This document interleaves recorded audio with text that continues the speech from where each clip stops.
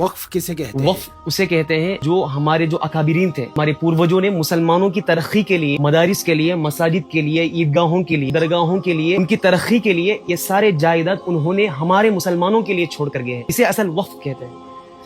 और वक्फ का सिलसिला कब से शुरू? ये सिलसिला आपसे नहीं है वक्फ का, ये आप सल्लल्लाहु अलैहि वसल्लम के ज़माने से ये सिलसिला आता आ रहा है। और हज़रत उमर के ज़माने में भी कई वक्फ के लिए, मुसलमानों के लिए कई ज़मीनें वक्फ कर दी है। उसके बाद हमारे जो हिंदुस्तान के जो बड़े बड़े राजा थे वो भी मुसलमानों की तरक्की के लिए ये अपने लैंड्स वक्फ कर दिए हैं, ताकि जो ज़रूरतमंद है मुसलमानों को वक्फ के ज़रिए से वो अपनी मदद हासिल करे। ये असल वक्फ का मकसद है। और आप सल्लल्लाहु अलैहि वसल्लम से ये वक्फ का सिलसिला जारी है, अब की बात नहीं है, ये तब से शुरू होता आ रहा है।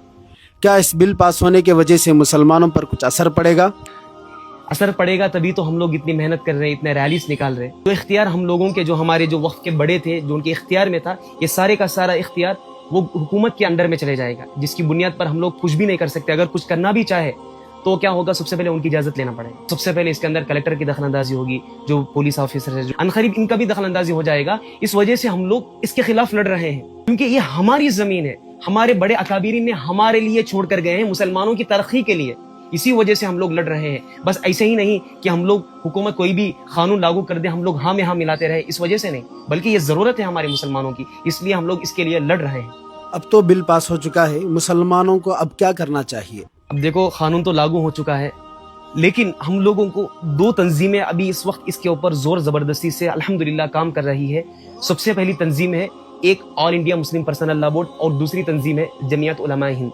हम लोगों को चाहिए कि ये जो भी हम लोगों को गाइड करे उसको हम इस वक्त फॉलो करना बहुत ज़रूरी है, क्योंकि इनको आइडिया है कि किस तरीके से इसे हैंडल किया जाएगा। बड़े बड़े अकाबिरीन इन तंजीमों के साथ जुड़े हैं। इंशाल्लाह हम लोगों को भी, हम सारे नौजवानों को भी इनको फॉलो करनी चाहिए। इंशाल्लाह अब वक्त आ गया है हम सारे मुसलमानों को जागने का। अगर हम लोग इसे भी ढील करेंगे, ढील देंगे, तो समझ जाइए हमारे मसाजिद, मदारिस, खानखा, दरगाह, कब्रिस्तान तक हमारे इख्तियार में नहीं रहेंगे। इन चीज़ों को भी हम लोग अपने हाथों से गंवा देंगे। समझ रहे हैं आप मेरी बात? तो प्लीज़ ऐसे मामलात में सबसे पहले बड़े अकाबिरीन की जो भी गाइडेंस सबसे पहले आएगी, आप इसे फॉलो करें।